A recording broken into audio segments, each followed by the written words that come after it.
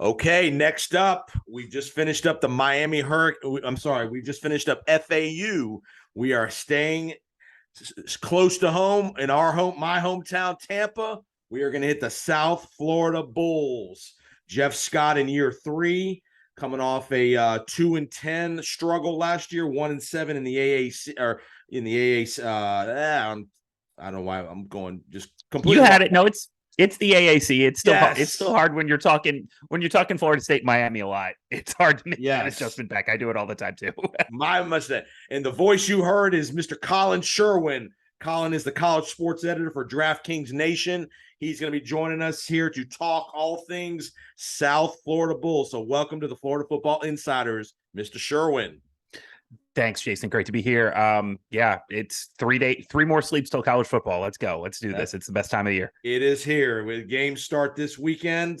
Most teams, there'll be lots of games this weekend, and obviously full-blown Labor Day weekend.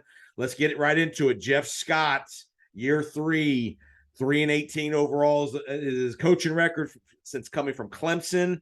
Several coaching staff changes this year on the staff. New OC, new DC, couple new position coaches. What do you see out of the coaching staff that gives you excitement leading into 2022? Not much. So, fans, Mr. Optimism here right out the gate. So, to be fair, I think it is fair to say that most USF people, analysts, are a little more excited about this team than I am. I am certainly excited about the quarterback. I think Gary Bohanon, who I loved at Baylor, who I thought was a tough kid who played really well and played through pain and did the best he could with that team. I'm really excited about what he can bring to the team. And I think they have some skill position guys that can make some plays. So they got Florida athletes in space, which is always what you want if you're trying to build a dynamic offense. Where I'm a little hesitant on this team is still in the offensive line. They're veteran. They're extremely veteran, but they're maybe not. I mean, do you want old guys that are not necessarily great? You know what I mean? This is an O-line that has truly struggled a lot. And yeah, you get another year older, a year stronger, but I'm not sure about the ability of this line to protect or to be able to carve up space, to get to that, to reach to that second level and create some holes in the run game. Defensively, I think they'll be a little bit better. They can't really be worse than they were last year. Firing a coordinator with 1 game to go, firing a defense coordinator with 1 game to go is certainly a move. But I think it was a necessary move, and I think it showed in the Central Florida game at the end of last year that the defense did play much better in that game. And so I'm a little bit more excited there. I think they can do some things, but I have some talent questions in the back 7. I'm not sure that they can cover. I have questions about their ability in space to handle other athletes in space. So I think they're going to score more. I think bringing in Trickett was a good decision as a coordinator. But I'm still, again, I just have some worries on this team, and I'm not nearly as optimistic, I think, as most USF fans. Win totals are running, most people are, I think, projecting about 4 to 5 wins for this team. I would lean like 3.5 to 4.5, somewhere in there. I'm a little more skeptical. Before we get on the field, let's talk about a couple of administrative, operational things. Building a brand new indoor facility, which is almost done. Just the commitment. And give USF credit. The last couple of years, they've made some big financial commitments with bringing in Jeff Scott. What they're paying them. They are also with the indoor facility, some improvements. I've been over there numerous times the last couple of years for practices and such. They've done a good job. They're pushing some money in. They're trying to be a big time program. Just your thoughts about the commitment they're making as far as financially to the football program. Yeah, it's been needed for a while. Look, this is, I worked for the program from 2002 to 2007, and we were talking about an indoor practice facility back then. And so for this team to finally get around and getting it done, I think it's a huge credit to Michael Kelly, the athletic director, who's done a tremendous job, not only raising money. The school raised $22 million last year, which was a record.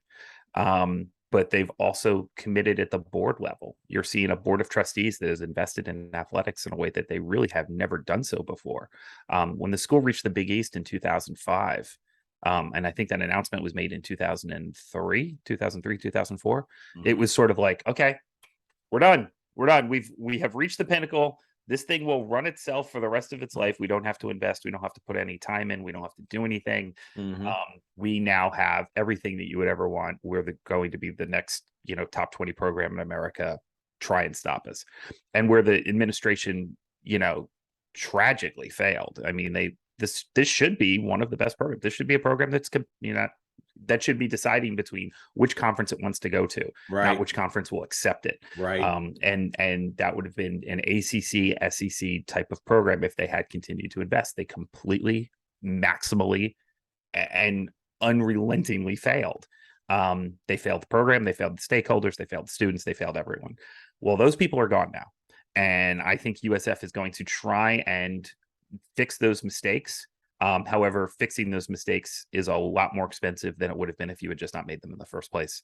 So this is sort of like tearing out the house with the bad foundation. You have to take the house off first, then redo the foundation, and then rebuild. Right.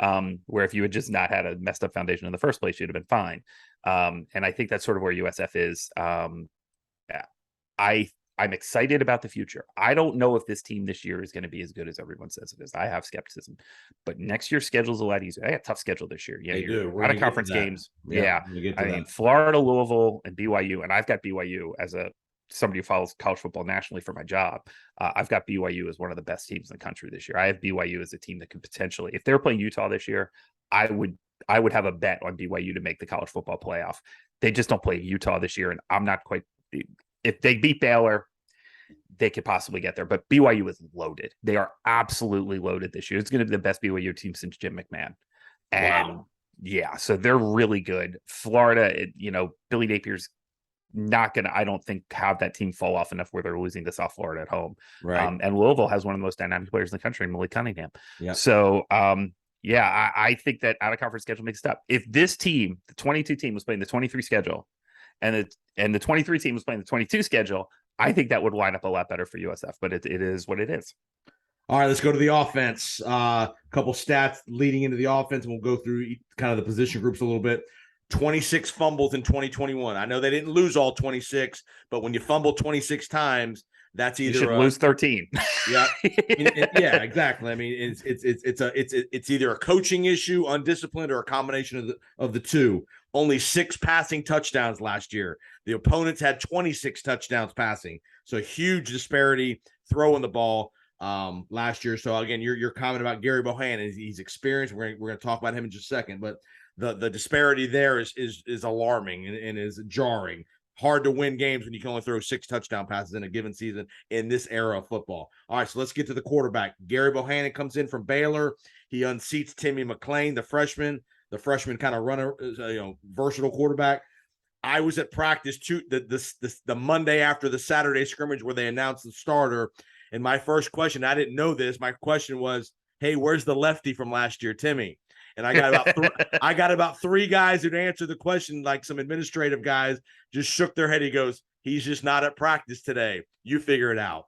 He obviously transferred. He ended up at UCF a couple days ago. So Timmy McClain, who they had high hopes for last year, they really thought he was going to be a big recruit, kind of a Michael Vick kind of guy, run around, left-handed, strong arm. He's one and done basically at USF. They bring in Gary Bohanon, who's won the job, which I think is a good thing. They need a professional quarterback. This guy's been around the block. He's won big games at Baylor. He's been in big moments. He hasn't always performed great, but he's been in the moment. He understands what it takes to run an offense. So I like that. Talk to you. You seem to like Bohanon a lot. So give me some couple thoughts on Bohanon, that QB situation. So the thing with Bohanon is I think he played the entire year just hurt. Super hurt. I think he was injured from basically week 1. I watched a lot of Baylor last year. I thought he performed really, really about as well as he could considering his health. Now, can he maintain that health in a full season at South Florida? I don't know. I think his athleticism and his size will give him a level of dynamic that you don't necessarily see at the G5 level. So I think he'll have an easier time of it against the opponents, except for those first 3 games where I think he's going to get the worst of it. I hope he stays healthy through those games. For McClain, I think that was a really interesting situation in that I think there's a pretty decent ceiling on McClain. He's he's not Quentin Flowers in terms of like the ability to avoid players and the ability to make people miss and things, but I think he had some talent. I think he's got a pretty good ceiling. I think he could be a player. There were some decision-making things that were certainly questionable, but then when you're 18 years old and you're starting the college football games in front of 80,000 people, you're going to probably make some bad decisions, especially when you come in, fresh out of high school. So I like McClain, I think, a little bit more than most. I thought the coaching staff doing this sort of like pivot 180 on him. Now, when you bring in Bohanon, yes, he's going to start. That's fine. Like you need to play that guy. He's got tremendous experience. He's played 25, 27 games in college already. He's played for a Big 12 champion. You're not bringing that guy in to sit the bench. I get it. But then what's with this myth of this like open competition for the job? Right. Like, you know what you have in McClain, you know what you're getting in Bohanon. These guys both have, plenty of experience there. There was no competition. And I think part of that yin yang back and forth. Remember, Bohanon came in before McClain could put himself in the portal. Right. Because the portal window had closed, but Bohanon put himself in very late in the portal process, came to USF, and by the time he got here, McClain was unable to transfer and not lose a year. So I think there was some bad blood there. It certainly seems like it. McClain's father was, certainly vocal on social media about how the process played out. Right. So I will, I like McClain a little bit more than most. I think he went to the wrong school. He's not. I don't know how he gets on the field there anytime soon at Central Florida. And I think he'll probably end up transferring out again at some point, with that depth chart that they have over there. I think they just called Mikey Keene the starter over there already. And Mikey Keene's a young kid, so they got some time with him. So, we'll see. All right, 10 starters back on offense, so they're excited. At least they got some veteran guys that played a lot of snaps. Wide receiver, Xavier Weaver, 41 catches for a 17.4 per catch, which is really good. I've seen him numerous times in person. He's a dynamic guy, can stretch the field. He's the kind of guy that's just got to be consistent. If he'll make the catches he's supposed to make, don't drop the ball, those kind of things. You got Aju, the Clemson transfer. They've got some good-looking receivers as far as physically gifted guys. They got a couple muscular, taller guys. They got a couple thinner guys. So they got some variety in the receiving core. What do you see between the receivers and the running backs? So I think there's some talent here. There's definitely some skill guys who can make some plays. Jimmy Horn Jr. coming back off an injury. He's a guy who with really dynamic speed. I had lunch with Chris Carter at the banquet last Wednesday, and there's another kid. He's a grad student. He's already got his degree.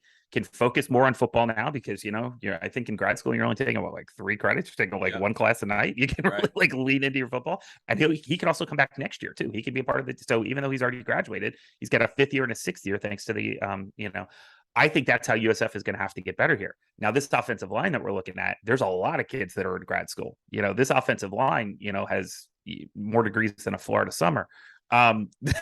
They got a lot of players. They just got to play better. Just be honest. They got to play better. They just got to play better. I have some faith in Cecil at center. I think he's been a pretty strong player for most of his career. Yep. There have certainly been moments with Donovan Jennings where you go, wow, that kid can really play at a high level. Yep. But, we got questions, Demetrius Harris, Dustin Hall, and Demetrius Harris has also played well at very long stretches as well and has had some wins. But on the right side, Dustin Hall, DeMontre Jacobs, can these guys, can they protect? Yep. Can they protect? And especially last year with a lefty quarterback having the right side of the line be a little falling apart, then great. That does change this year as you go back to Bohanon, and so you can see the guys running at his head as opposed to the other way when his back is turned. But yeah, I think there's some talent in the skill positions. I just need to see this offensive line protect and clear some holes that I have not seen before. Are you satisfied with the scheme they run with the philosophy and offense? With a new coordinator in Travis Trickett, I just need to see it. He by track record, some of his offenses have performed okay. Right. There's nothing been like a world beater, but like if he was a world beater offensive genius, Sean McVay type, he wouldn't be at South Florida. Right. So like you sort of get who you can get.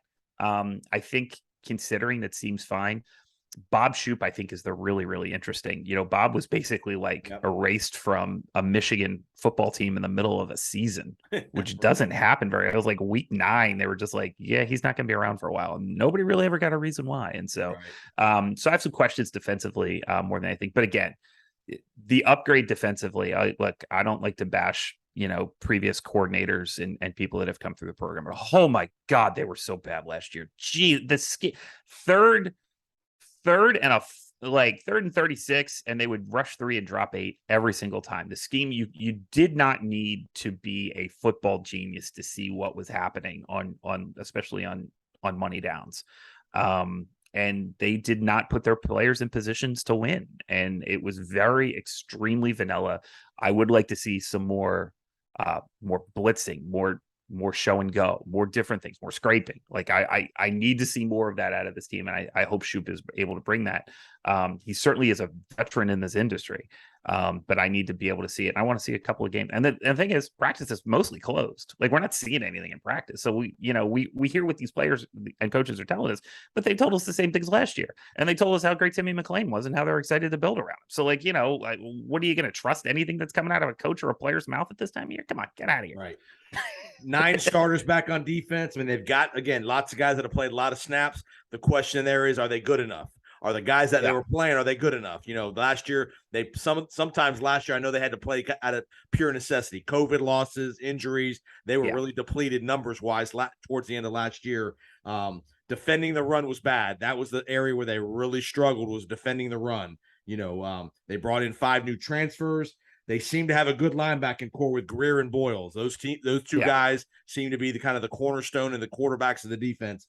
Just your thoughts of, again, you sound like you want to see him be more aggressive. I know Shupe is a pretty animated guy. He's very excitable. That, again, I've been to a couple practices and he gets on them. He's pretty active. Again, whether the scheme is good enough, we'll see. But again, opponents rushing average 5.9 per carry last year, just unacceptable. And teams will just run the ball down your throat. So, sounds like you're, again, a little leery about the defense as far as the development of the defense, and can they hold up enough over the course of, again, you got a brutal schedule to start. Can they hold up enough, especially in the AAC?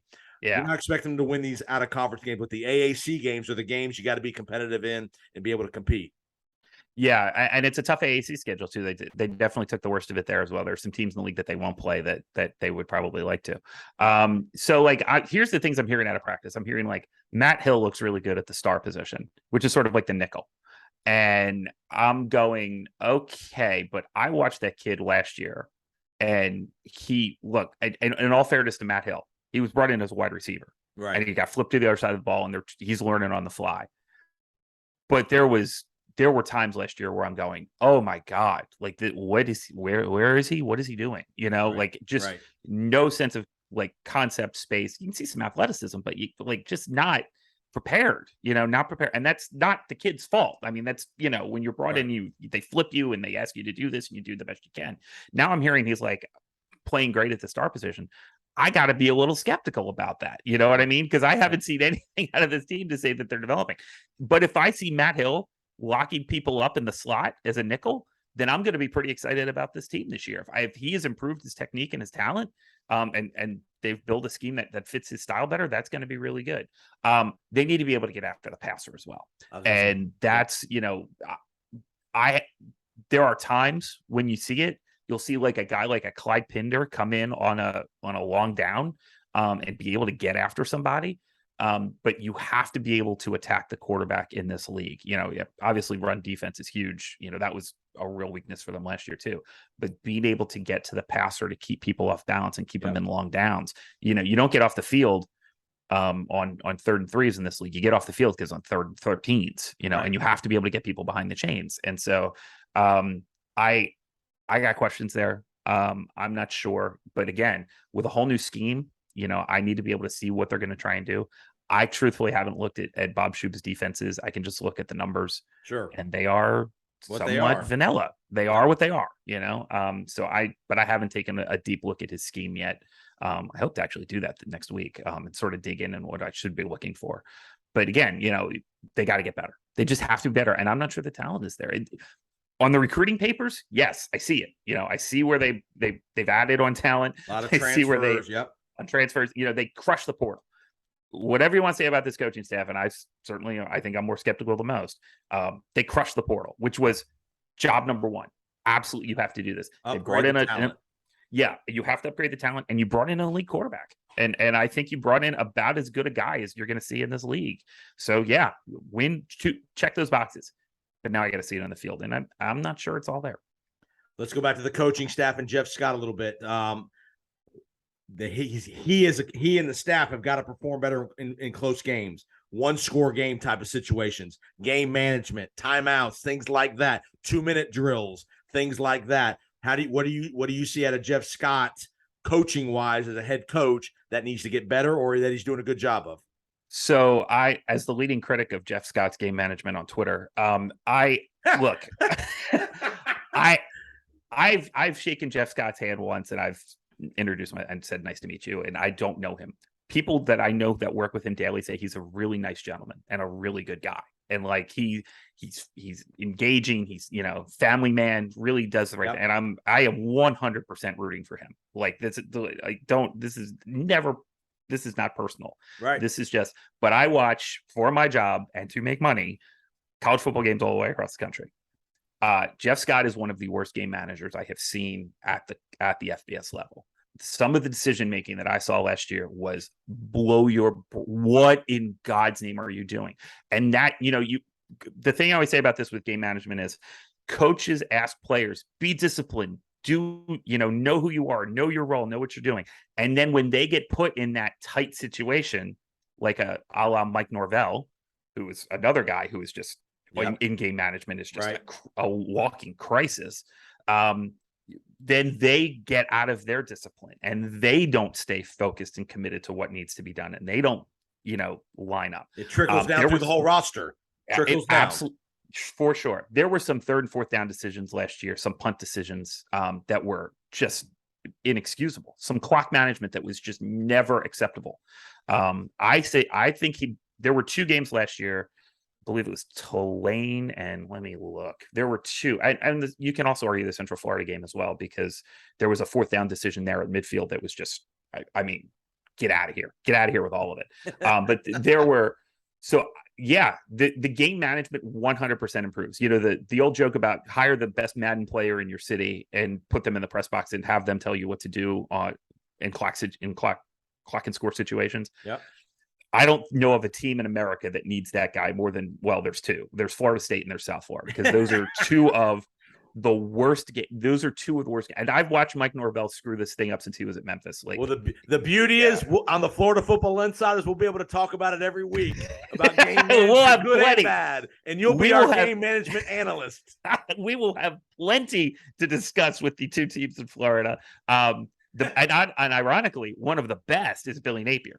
So a guy who is always going to make the right decision is in Gainesville now.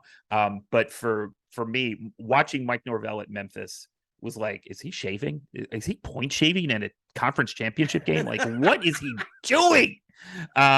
So yeah, but between these 2 guys, they just simply have to improve. And coaches that do, you don't see a lot of coaches. You sort of your stripes are your stripes. I've seen coaches make wholesale massive changes and have it succeed. I saw Willie Taggart bring in a West Coast Stanford style offense and then just throw all that out the window, build something Baylor-esque hybrid, some sort of Baylor hybrid system around Quentin Flowers and turn around a program. Sure. So it does happen, but for the most part, it really doesn't. And so when I have to be skeptical, this is why I've got to see it on the field. I hope I'm wrong. I really want to be wrong, but I don't know if Jeff Scott's going to be able to figure out when on 4th and 2 he should be punting and when he should be going for it. He should mostly be going for it. And just the way that the play calling, in clock situations, if you need to save time, don't run draws, things like that. So what kind of, do you think obviously I think he's under a little bit of pressure, a little bit of hot seat. If he doesn't win more than, if he goes another 2 and 10, he'll be in trouble. I think he needs to show progress. I think you don't have to win 7 or 8, but you better win 4 to 5 and be competitive in the ones you lose. I think the number is 4. I think if it's a decent 4, if you're a 4 and you've shown a little bit of progress and you've shown a little bit of direction, I think that's fine. Look, tearing it up and throwing it and starting all over again is not what South Florida needs right now. They need stability in this program. They've built the indoor practice facility. That will be up mid-season. They're going to be practicing indoors for the first time in the Lightning capital of the world in 26 years. Yeah. How the hell did that happen, by the way? How in God's name does a program in the Lightning capital of the world not have an indoor facility for the first 26 years of the program? That's just insanity. Right. And now, and with the stadium momentum, they're going to look. Here's the thing: the expectations are not being set by what is happening now. The expectations are when they move into that stadium, which is projected to be the 2026 at latest 2027 season. And by the way, they're going to do this. Like this board, it is not at a AD level, it is not at a donor level, it is at a board of trustees level. Yeah. They are 100% committed to building this stadium. They want that team to be good then. And everything is steps to get to that process where when they move into that facility, that they're selling tickets and that being at a South Florida football game is one of the things to do in Tampa Bay that people are building their weekends, building their vacation schedules, building things around being at those games. And that's what they're committed to. So yeah, they need to show progress because the long tail is we need you to be at the top of the conference. We need you to be beating top 25 opponents when you're moving in 2026. Because remember, you got Alabama coming to town down the road. You got some big teams. Point is, you got some big teams that are coming for here, sure. and which will be a draw, which will be like you said, an event kind of situation. So again, we talked about the schedule. Rough first 6 weeks. You got BYU at Florida, at Louisville, at Cincinnati. If you can somehow win one of those games, I know it's going to be very difficult, but if there's a way to figure out a way to win one of those games, great. But you got to beat the teams you're supposed to beat, the Tulane, the East Carolinas. That's how you're going to get to 4 or 5 wins. Is you got to win some of these. And ECU's going to be feisty again this year. That is not a team with a ton of talent. They got decent quarterback handlers, and they play pretty decent, smart football. So like they can get through. Tulane is the one that I always say they got to beat. Like that is a team you should not be losing to, because as much talent as there is in Louisiana, you can just look at the numbers and see that Tulane is not a team. That's the bubble team right there. That's the team you need. You always need to be beating Tulane, and you always need to be beating Temple. There's just not enough good players in those markets. Right. Like, you're right. So, and you got UCF at the end of the schedule at home. So again, they played very well last year against UCF. Again, a winnable game. That's a game that if that's a winnable game this year. Yeah, I think it's in USF fans' heads because of the last 5 years, five in a row they've lost. 5, 6. I don't even know. It's a lot. But for a team that won the first 4 between 2005 and 2008 and then hasn't won one since, or has won since, but has now the tables have completely turned on that from where it was 15, 20 years ago. I think that's in both fans' heads. I think I am down on Central Florida this year. I am short on them. I think year 2 for a coach that's bringing in a complete new system and Gus Malzahn, that doesn't tend to go well, because you're year 1, you're sort of using last year's players and trying to keep as much of last year's system when the previous coach was successful as Josh Heupel, however you want to. I thought he did pretty well there. I would have fought to keep him. They totally disagreed, but and he got the Tennessee job, so you got to let him go. But year 2 tends to be where these guys tend to struggle. I thought that we saw that with South Florida last year. I thought, we've seen that before with, Willie Taggart's first year, he was 4-8. His second year is, 2-10. It seemed like things were going the wrong way. I think that tends to happen because your long-term philosophy interferes with the talent that you have on the field. And that's when it starts to hit us about year 2. So I'm short of South Florida and Central Florida this year. I think that's a game that USF could very possibly get, especially if they play at a standard that I'm not sure that everybody else thinks they're going to get to, that I'm a little skeptical of. But if they get to that standard, I think they can definitely beat the Nuts for sure. All right, last thing, we'll get you out of here. Let's do some win totals for USF. We'll do Miami, Florida State, and Florida.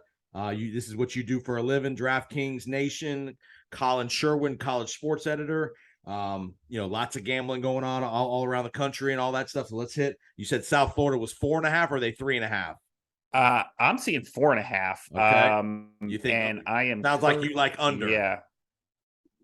On 4.5, I would. You know what? I'm not going to bet it myself because that would be no fun. But yeah, I'm going to lean under on that.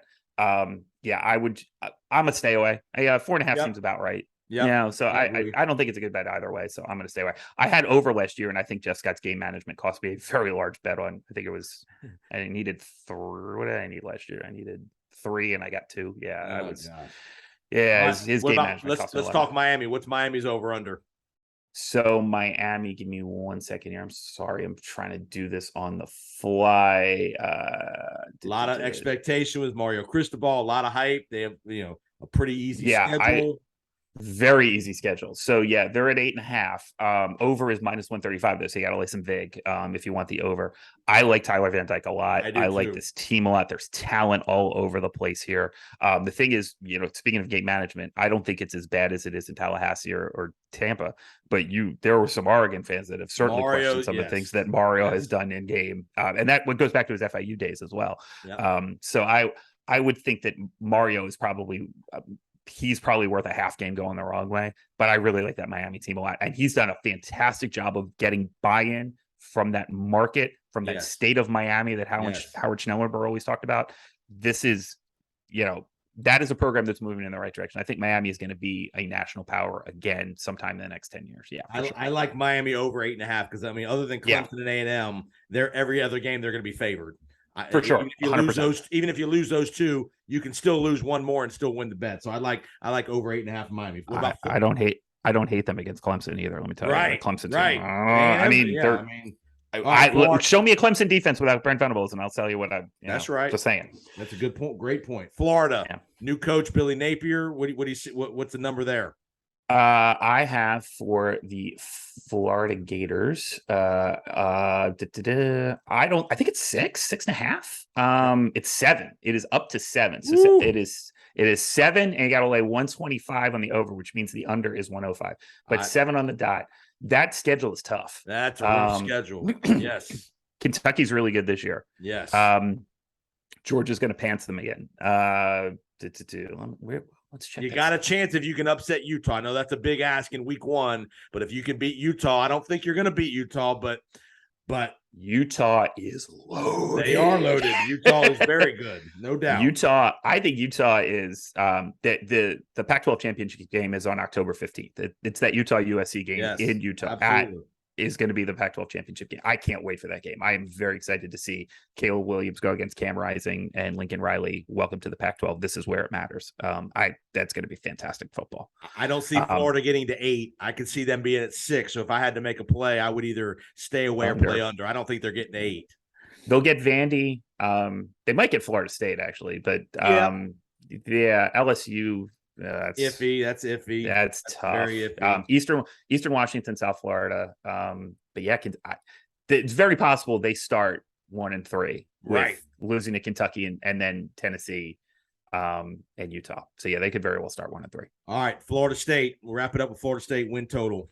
Yeah, the Noles are. Why is that not coming up? Here it is. You'd think they'd put this in alphabetical order for me. They didn't. 6.5. So over is -135, which means the under is +115 on the other side. I am skeptical about Mike Norvell until I'm not. Yeah. I have seen the talent on this team. I think there is definitely talent there. Is Jordan Travis a guy that you can really win with? Right. Are you sure about this? Right. I'm with you. I don't know. Stay away from me for sure on the number. Yeah, for sure. It's so Duquesne is a win. BC is going to be feisty this year. Wake losing Sam Hartman, I think, probably pushes that a little bit in Florida State's favor. That's going to be that's a huge loss for Wake. NC State's going to pants them. NC State is loaded this year. This is going to be the best NC State team in a long time. They'll beat Georgia Tech because Georgia Tech might be one of the 5 worst teams in the FBS. They don't get Duke, unfortunately. Bad luck for them because Duke I have is the worst Power 5 team. I have them way worse than Vandy, actually. They're going to be horrible. I got a little power ranking thing that I do, and I just chart everything, and that's what I got. And then the Raging Cajuns. That's interesting. There's some talent down there in Lafayette this year. I don't know if anybody could blow a game late in the season like that on Chicken Bleep Saturday. It's probably Mike Norvell. So yeah, I would lean short here or stay away for sure. I got you. Well, great work, Collin, man. Awesome job with the numbers. Obviously, with your USF analysis, we will definitely have you back on throughout the year, giving some updates on USF and some other stuff in the state of Florida. Tell everybody where they can find you online one more time. At Collin Sherwin on Twitter, Collin. And most of our stuff is all at DraftKingsNation.com. So DKNation.DraftKings.com. If you actually go on the DraftKings app or the website, you can see all the college content that comes through our team, which is, I think, doing a great job. If you're an NFL person, we just launched a NFL product for fantasy football. It is a complete fantasy football guide. If you're in a best ball league, if you're in any kind of league, I don't play a lot of fantasy. I'm the college guy. Literally everyone else on our team, we have a staff of like 15, 20 people. Everyone else contributed something to the NFL fantasy football guide except me. I have every byline is there except mine. And that's because you really don't want me betting. You don't want my advice on the NFL. But yeah, they've done a fantastic job, and I'm really proud of our team for it. It's a really great product. So check that out if you're doing your NFL fantasy drafts coming up as well. And then anything with college, we'll be getting the numbers out as quickly as we can and doing some analysis as we get into the season. Wrote some pieces. Love Kansas over 2.5 games. I think Kansas wins like 4 this year. Kansas is loaded this year. And stay with stuff like that. We'll have that out all season long. Awesome work, Collin. Have a great week, and we'll talk real soon. Okay. Thanks, man.